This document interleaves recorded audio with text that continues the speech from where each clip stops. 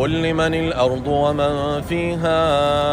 إن كنتم تعلمون سيقولون لله قل أفلا تذكرون قل من رب السماوات السبع ورب العرش العظيم سيقولون لله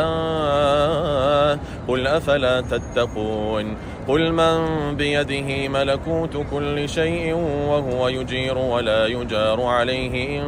كنتم تعلمون سيقولون لله قل فأنى تسحرون بل أتيناهم بالحق وإنهم لكاذبون ما اتخذ الله من ولد وما كان معه من إله إذا لذهب كل إله بما خلق ولعلى بعضهم على بعض سبحان الله عما يصفون عالم الغيب والشهادة فتعالى